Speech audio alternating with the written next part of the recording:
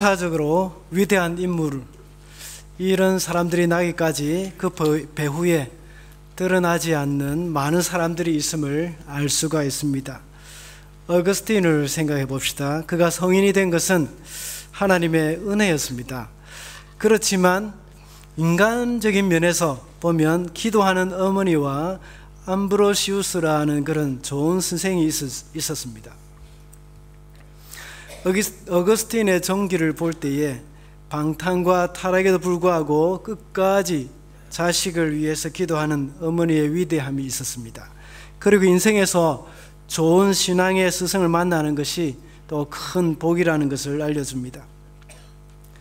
이와 같이 어거스틴과 같은 그런 하나님의 사람은 스스로 생겨나는 것이 없습니다. 여기 있는 저와 여러분, 그리고 여러분의 자녀들, 하나님의 사람이 되는 데는 이 주위의 도움이 없이는 불가능한 일입니다. 오늘 본문에 나오는 바울도 역시 독불 장군이 아닙니다.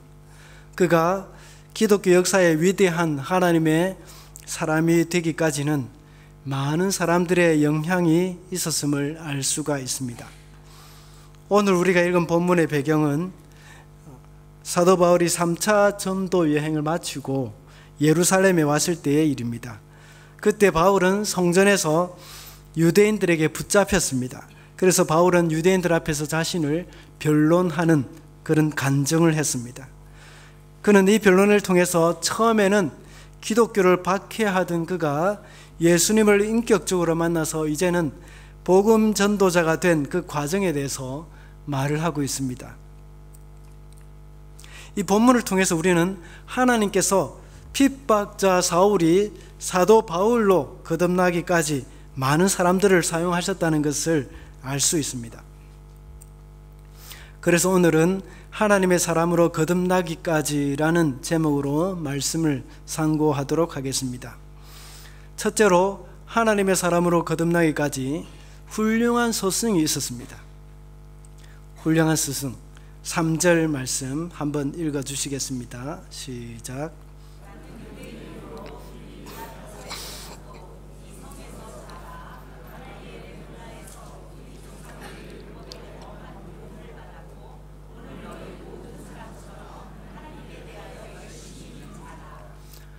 네, 사도 바울은 유대인들 앞에서 자신이 예루살렘에서 자라면서 가말리엘의 제자였다고 말을 합니다. 가말리엘이라는 사람은 그 당시에 최고의 랍비였습니다. 오늘날로 하자면 이제 한국에서는 서울대학교에 졸업했다 하고 이렇게 말을 할 정도였습니다. 그래서 가말리엘이라는 사람은 사도행전 5장에서 등장하는 인물입니다. 그는 백성 중에 존경받는 교법사라고 사도행전 5장 34절에 언급을 하고 있습니다. 사도행전 5장의 내용을 보면 사도들이 예루살렘에서 기적을 일으키면서 전도 활동을 하며 예수님의 부활을 전했을 때에 그때 유대 지도자들이 사도들을 붙들어서 옥에 가두고 채찍질하며 죽이려고 했습니다. 그때 백성 중에 존경받는 율법교사 가말리엘이 유대 지도자들을 설득하는 장면이 나옵니다. 가말리엘은 과거에 일어난 일들을 예를 들으면서 이 사람들, 즉 사도들이 하는 일을 상관 말고 내어두라고 말씀하고 있습니다. 만약 그들의 행위가 사람에게 났으면 스스로 망하게 될 뿐만 아니라 따르던 사람까지도 다 흩어질 것이다. 그렇지만 이 그들이 하는 일이 하나님께로부터 나왔다면 그들을 무너뜨릴 수가 없을 뿐만 아니라 너희가 오히려 하나님의 대적하는 대적자가 될 수도 있다고 이렇게 권고를 합니다. 이 내용이 사도행전 5장 35절부터 39절에 나와 있습니다. 이런 것을 볼 때 바울의 스승 가말리엘은 이 하나님의 섭리에 대해서 알았습니다. 그리고 그는 하나님의 뜻에 따르고자 하는 그런 겸손함과 신중함도 있었습니다. 이런 훌륭한 성품의 소유자인 그는 바울을 가르칠 때에 어쩌면 이 다혈질인 바울에게 많은 충고를 했을지도 모릅니다.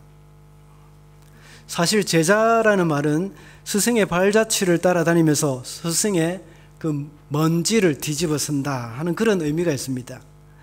바리새인들은 스승의 말씀들을 배웠을 뿐만 아니라 이 생활 방식도 배웠습니다. 제자들은 스승이 앞서서 걷거나 나귀를 타고 갈 때에 그 모습조차도 따라했다고 말하고 있습니다. 심지어 당시의 기록에 의하면 어떤 사람은 그 스승의 용변 보는 그 모습까지 본받으려고 했다는 기록도 있습니다.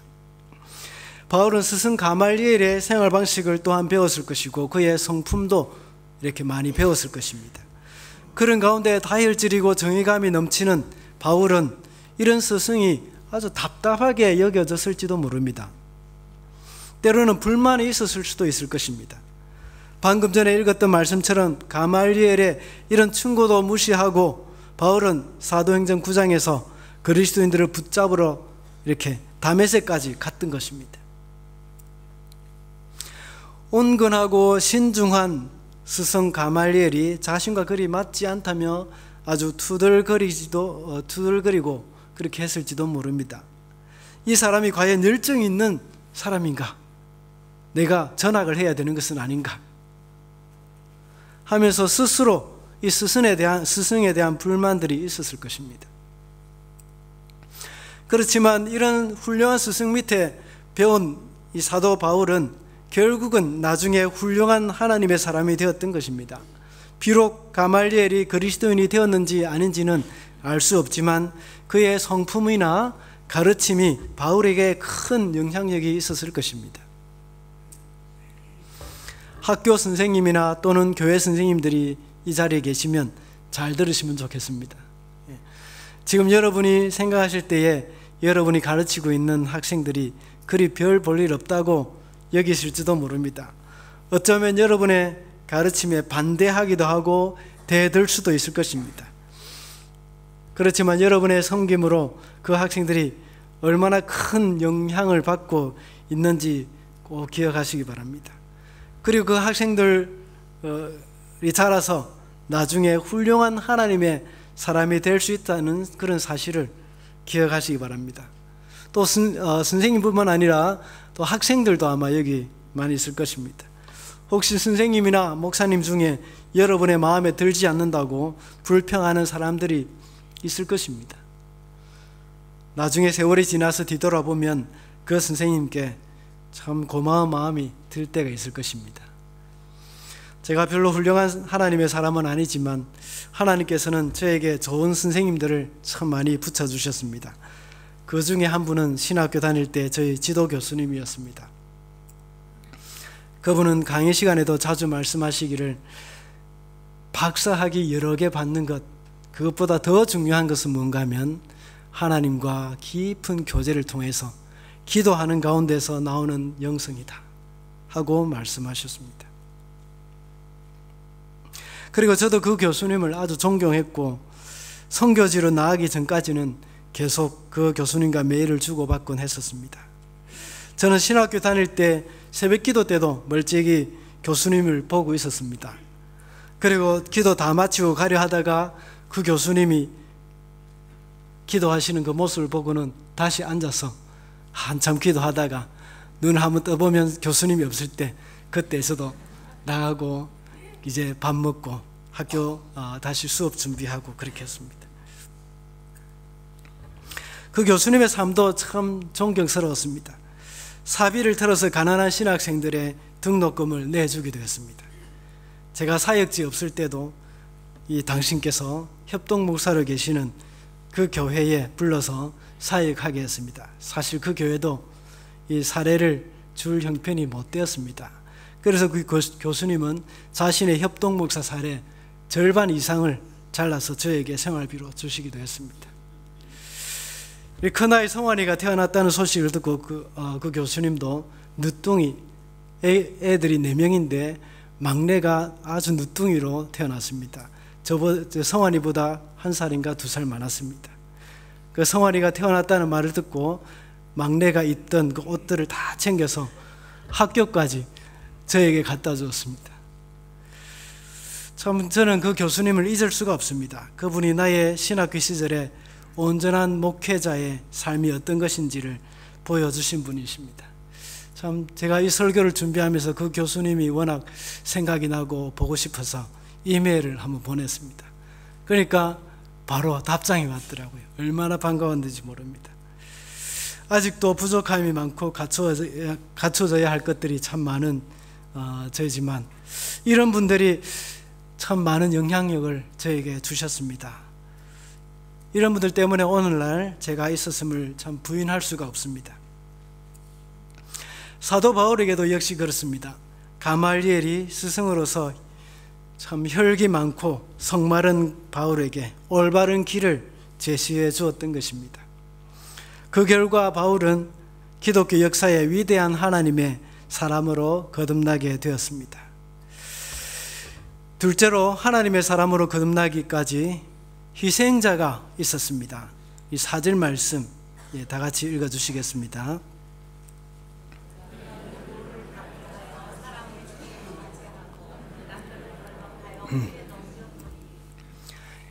바울은 변론할 때 그가 그리스도인을 죽이기까지 했고 남녀를 잡아 가두었다고 했습니다.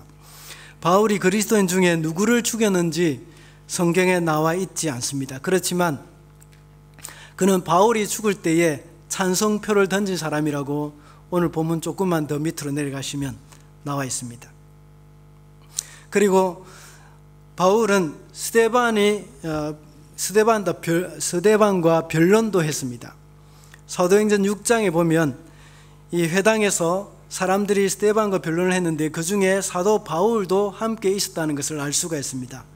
9절부터 보면 6장 9절부터 보면 이른바 자유민들 즉 구레네인, 알렉산드라인, 길리기아와 아시아에서 온 사람들의 회당에서 어떤 자들이 일어나 스데반과 더불어 변론할세 스데반이 지혜와 성령으로 말함을 그들이 능히 당하지 못하여 말씀하고 있습니다. 바울은 길리기아 타수 사람이었습니다. 오늘 방금 읽었던 본문을 보면 길리기아와 아시아에서 온 사람들이 회당에서 변론했다고 말씀하고 있습니다. 그가 참석한 회당에서 이렇게 그도 그 회당에 들어가 있었다는 겁니다. 그러나 스데반의 그 지혜와 성령으로 말하는 것을 그가 이겨낼 수가 없었습니다. 생각해 보십시오. 가말리엘 문화, 이 최고의 학벌, 거기에서 공부한 랍비가 이 바로 바울입니다. 그는 변론에서 져본 역사가 없었을 것입니다. 다른 본문에서도 사도 바울을 가리켜서 말하기를 말장이라고 이야기했습니다. 그리고 또 너의 지식이 너를 망하게 하였도다 하고 이렇게 말하는 그런 본문도 있습니다. 그런데 바울은 변론에서 지혜와 성령으로 말하는 스데반을 능히 이겨낼 수가 없었던 것입니다. 그래서 분노한 바울과 유대인들은 스데반을 돌로 쳐 죽였던 것입니다. 그 중에 바울은 그 주동자라고 할 수 있습니다. 그들이 돌로 스데반을 칠 때에 바울은 그들의 옷을 지키면서 스데반의 죽음을 지켜보고 있었고 찬성표를 던졌다고 말씀하고 있습니다. 그런데 이상한 것이 하나 있습니다. 성경에 보면 스데반이 죽고 난 후에 바울은 더욱더 열심으로 핍박을 했습니다. 그는 교회에 대해서 가장 공격적이고 가혹한 박해자였고 역사의 페이지에서 예수 그리스도의 이름을 도말해 버리고자 한 그런 사람이었습니다. 성경에도 보면 스데반이 죽고 나서 예루살렘에 큰 핍박이 일어났다고 말씀하고 있습니다. 바울은 예수 믿는 사람들을 닥치는 대로 잡아가두고 책찍질을 했습니다. 여기에 그치지 않고 다메섹으로 도망한 신자들을 잡으러 살기가 등등하여 그곳으로 달려갔습니다. 다메섹은 예루살렘에서 240km나 떨어져 있습니다. 여기서 로토루아 정도의 거리입니다. 보통 거기까지는 늘 걸어 다녔죠. 걸어가기는 먼 거리였고 무더운 사막길을 약 5일에서 6일, 길게는 7일까지 걸어가야 하는 길이었습니다. 왜 그랬을까요? 자기 스승 가말리엘이 그렇게 충고를 했지만 바울은 스승의 충고도 무시하고 스데반이 죽자마자 그토록 열심히 핍박을 했던 이유가 무엇이겠습니까? 이렇게 핍박을 하는 바울에게는 이상한 딜레마가 있었습니다. 그는 율법을 준수하려고 가진 피나는 노력을 다 하였습니다. 그렇지만 그는 결코 완벽하게 그 율법을 지킬 수가 없었습니다. 이 세상에서 율법을 완벽하게 지킬 수 있는 사람은 아무도 없습니다. 그래서 바울은 갈라디아서에서 말씀하고 있습니다. 율법을 다 지켜도 하나 어기면 그거 다 어기는 것과 마찬가지라고 말하고 있습니다. 사실 율법은 그 자체가 사람을 얽어매는 것입니다. 바리새인으로서 바울은 율법을 가르치고 사람들에게 지키라고 강요를 하기도 했습니다. 그렇지만 정직하게 스스로를 돌이켜 볼 때에 본인도 완벽하게 지키지 못하는 모습에 실망하면서 가슴을 치며 통곡할 수밖에 없는 존재임을 발견하게 되는 것입니다. 그래서 바울이 그 고뇌를 하면서 사도행전 7장에서 아주 잘 고백을 하고 있는 것을 보게 됩니다. 7장 18절, 19절, 24절 제가 읽어보겠습니다. 내 속 곧 내 육신에 선한 것이 거하지 아니하는 줄을 아노니 원함은 내게 있으나 선을 행하는 것은 없노라. 내가 원하는 바 선은 행하지 아니하고 도리어 원하지 아니하는 바 악은 행하는도다. 오호라 나는 곤고한 사람이로다. 이 사망의 몸에서 누가 나를 건져내랴. 물론 이 고백은 이미 구원받은 후에 고백이기도 하지만 모든 사람들에게도 동일하게 적용이 되는 것입니다. 그래서 바울은 이러한 딜레마를 잊어버리기 위해서 더욱더 열심히 핍박을 했을 것입니다. 그날도 그는 다메섹으로 가면서 혼자 많은 생각을 했을 것입니다. 바리새인들은 율법을 잘 지키지 않는 이방인들 뿐만 아니라 일반 평민들까지도 상종을 잘 하지 않았습니다. 그래서 그날도 같이 간 무리들과 저만치 떨어져서 길을 가고 있었을 것입니다. 그리고 혼자 고독하게 스데반의 죽음도 생각을 해보았을 것이고 율법의 한계도 느끼고 있었을 것입니다. 그래서 그는 변론할 때에 스데반을 생각하기도 했을 것입니다. 스데반이 옳고 내가 틀린 것은 아닐까? 이런 생각도 들었을 것입니다. 이렇게 바울은 예수를 전하다가 사람들의 돌에 맞아 죽은 스데반이 늘 자신의 마음속에 깊이 새겨졌던 것입니다. 그 천사 같은 얼굴과 자기를 죽이는 자를 위해 축복하며 기도해주는 그 힘은 과연 어디에서 나오는 것일까? 이런 의구심이 늘 생겼던 것입니다. 스데반뿐만이 아닙니다. 남녀를 불문하고 예수님을 믿는 자들을 감옥에 가두고 채찍질하며 죽일 때에 그들이 보인 그런 의연한 모습, 이것을 생각했던 것입니다. 그리고 스데반처럼 그 사람들을 박해하는 사람들을 위해서 기도하는 모습도 떠올랐던 것입니다. 죽으면서 증오와 괴로움과 고통으로 말미암아 부르짖은 것이 아니라 용서의 기도가 있었습니다. 그들의 모습은 천사의 얼굴과도 같았습니다. 자신을 죽이기까지 하는 그 사람에 대한 용서의 기도를 하는 그 사람을 과연 악하다고 말할 수 있을까? 거기서 바울은 점점 더 자신의 내면에 일어나는 갈등을 잠재울 수가 없었던 것입니다.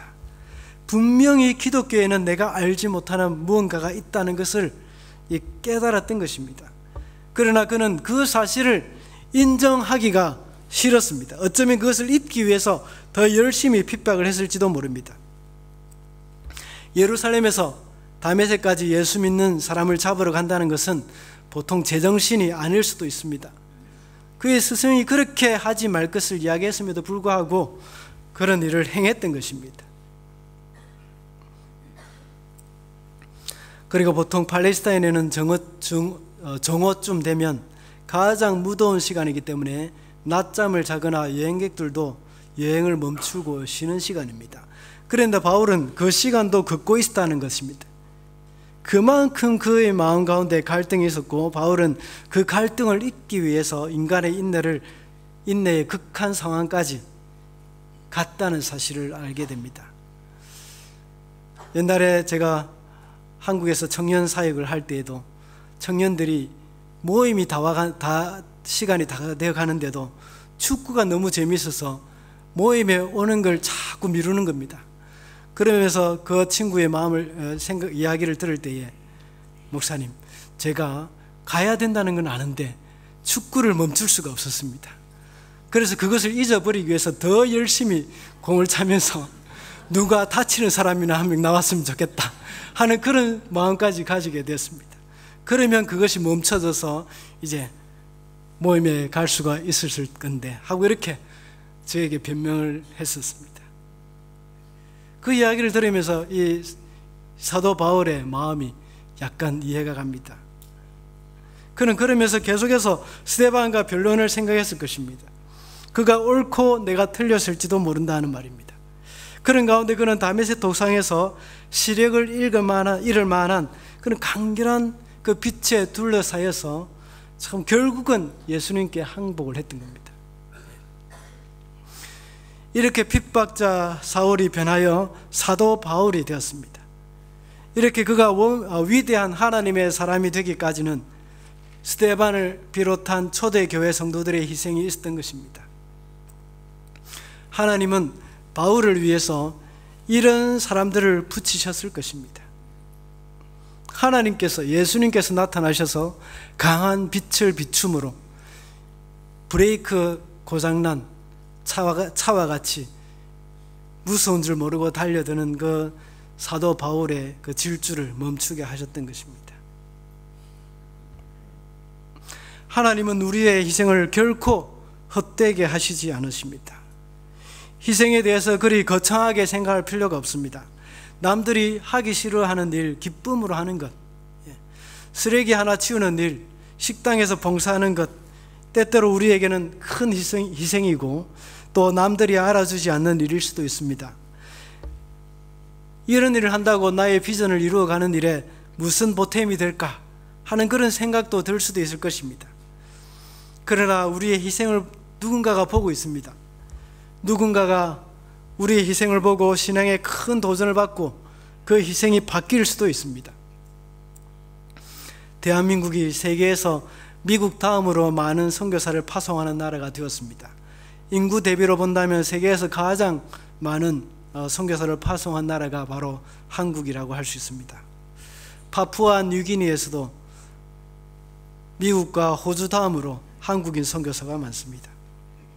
한국이 이렇게까지 된 것은 처음 복음을 들고 이 땅에 들어와서 희생당한 수많은 순교자가 있었기 때문이라고 할 수 있습니다. 그들의 순교와 희생으로 우리도 역시 그들의 삶을 따라가는 것입니다. 제가 파푸아 뉴기니에서 사역을 하면서 언더우드 선교사님의 이야기를 읽은 적이 있습니다. 그리고 크리스마스 선물로 보내준 그 책 중에 한국 선교사들의 이야기라는 것을 모아놓은 그 책이 있었습니다. 그것을 보면서 제가 참 눈물이 많이 흘렀습니다. 그때 당시 한국 상황과 한국인들의 삶의 모습이 현재의 그 파푸아 뉴기니의 상황과 비슷하다는 생각이 들었습니다. 언더우드 선교사님의 마음이 정말 깊이 이해가 되었습니다. 그러면서 제 마음에 드는 생각이, 우리는 이런 분들에게 빚을 진 사람이다. 이 빚을 내가 파푸아 뉴기니 사람들에게 갚아야 하겠다 하는 그런 생각도 많이 들었었습니다. 하나님은 당신 백성의 희생을 결코 헛되이 돌리지 않으십니다. 그 희생으로 말미암아서 또 다른 하나님의 사람이 나타나게 됩니다. 이와 같이 스데반의 희생은 바울의 생애에 큰 전환점을 갖게 하는 계기를 마련해 주었습니다. 마지막으로 하나님의 사람으로 거듭나기까지 경건한 성도의 도움이 있었습니다. 12절 13절 말씀 읽어주시겠습니다.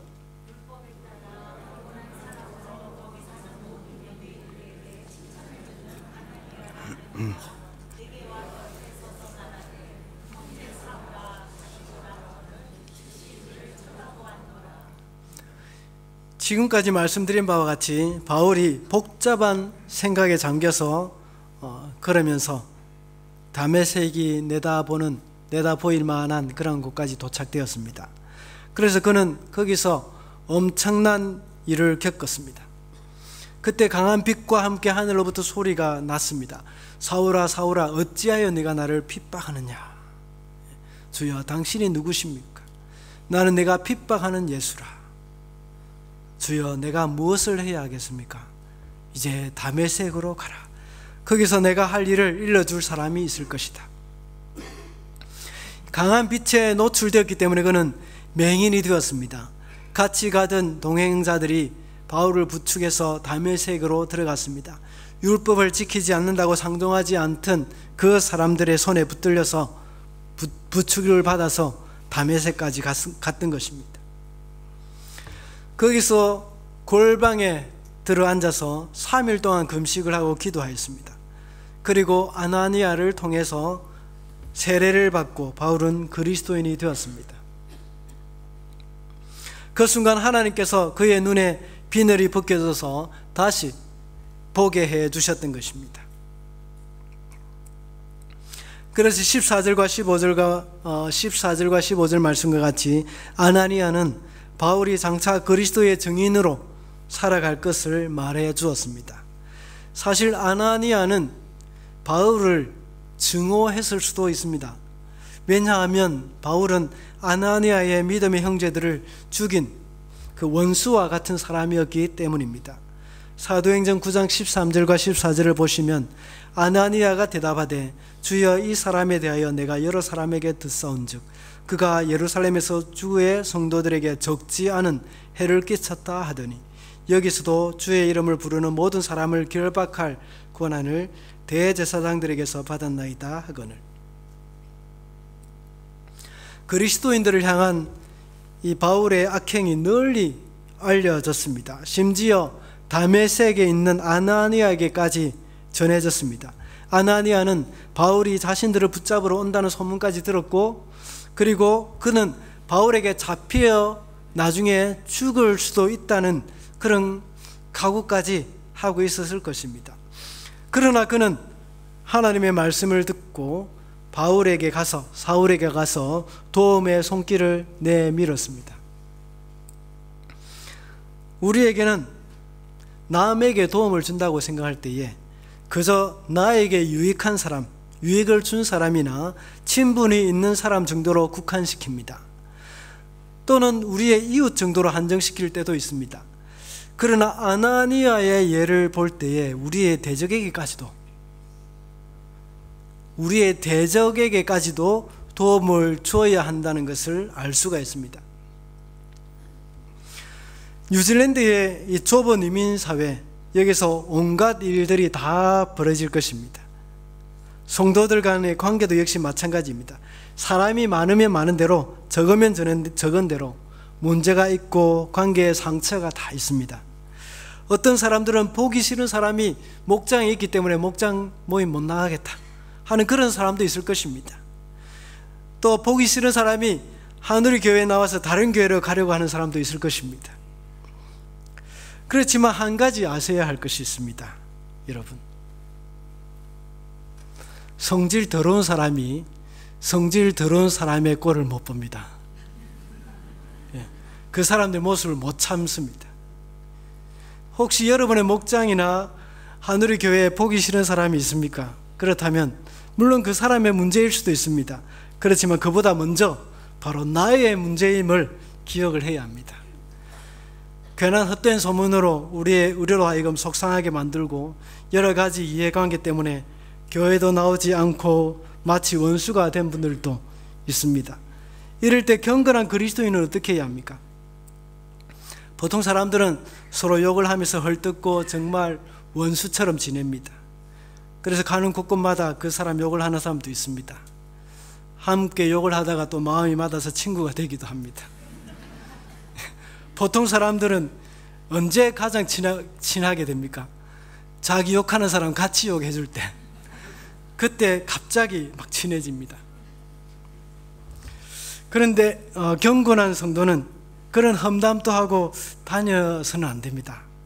경건한 성도는 그 사람이 없다고 해서 그 사람의 말을 함부로 해서도 안 됩니다. 상대방이 있을 때 그 사람 앞에서 할 수 없는 말이라면 상대방이 없을 때도 하면 안 되겠죠. 비록 그들이 나에게 원수처럼 행동한다고 하더라도 그들에게 친절을 베풀어야 합니다. 그래서 로마서 12장에는 내 원수가 줄이거든 먹이고 목마르거든 마시게 하라는 말씀이 있습니다. 오늘 우리의 대적 또는 우리를 미워하는 사람이 있다면 좀 깊이 기도하면서 그를 찾아가 보십시다. 비록 우리의 마음은 감정적으로 아직 그 사람들이 보기 싫고 상대하기 싫을 수도 있습니다. 그렇지만 경건한 그리스도인은 감정에 따라서만 행동하지 않습니다. 하나님은 우리에게 지식과 감정과 의지를 같이 주셨습니다. 그렇기 때문에 감정이 따라가지 못할지라도 우리는 의지가 있습니다. 그리고 지식이 있습니다. 그래서 그 의지를 사용해서 그 하나님의 필요가 무엇인지, 그 상대방의 나를 미워하는 그 사람의 필요가 무엇인지 살펴보고 그 사람의 필요를 채워주는 것입니다. 그렇게 할 때에 그 경건한 사람의 섬김으로 인해서 또 한 명의 하나님의 사람이 세워지게 되는 것입니다. 우리 한우리 교회가 다른 교회에 비해서 숫자도 많고 예배도 1, 2, 3부로 나누어져 있습니다. 그래서 보통 교역자들은 주일 예배에 누가 왔고 누가 안 왔는지 참 파악하기가 쉽지 않습니다. 그런데 가까이 있는 사람들은 다 아시지요. 이런 사람들을 오랫동안 예배에 참석하지 못한 사람들을 찾아가서 연락을 해 주시기 바랍니다. 그래서 도움이 필요하면 도와주고 마음도 서로 나누어주고 주일 예배에 함께 참여할 것을 권면해야 합니다. 그리스도인은 이 세상을 섬기는 사람들입니다. 바꾸어 말하자면 이 세상 사람들은 그리스도인에게서는 섬김의 대상입니다. 전혀 모르는 사람이라고 함부로 대해서도 안 됩니다. 마트에 갔을 때 우리가 고객이라고 마트 직원에게 함부로 대해서도 안 됩니다. 우리가 고객이지만 우리는 그리스도인으로서 그들을 섬기는 사람입니다. 모든 일에 우리는 주위 사람들을 섬기는 사람이라고 생각하면서 행동을 해야 합니다. 그렇게 할 때 믿지 않는 사람들도 성숙한 성도의 행동으로 하나님의 사람으로 거듭날 수 있을 뿐만 아니라 하나님의 나라를 위해서 쓰임을 받게 되고 그리스도의 증인이 될 수가 있는 것입니다. 이것이 바로 아나니아가 원수인 사울에게 손을 내밀음으로 새로운 하나님의 사람으로 거듭나게 만들었던 것입니다. 말씀을 맺겠습니다. 하나님께서는 사람을 세우기 위해서 또 많은 사람을 보내시고 그 사람들을 사용하십니다. 가말리엘과 같이 훌륭한 스승으로서 혈기 많고 성마른 바울에게 올바른 길을 가르쳤습니다. 스데반을 세우셔서 희생함으로 바울의 삶에서 큰 전환점을 갖게 하는 계기를 마련해 주었습니다. 그리고 아나니아는 핍박자 사울을 만나서 기도하고 권면했습니다. 그리고 돌이킨 바울이 앞으로 구체적으로 어떻게 살 것인가를 그 방향을 제시해 주었습니다. 우리의 삶도 역시 섬기는 삶입니다. 이 세상 사람들은 우리 그리스도인의 사랑의 대상이요 섬김의 대상입니다.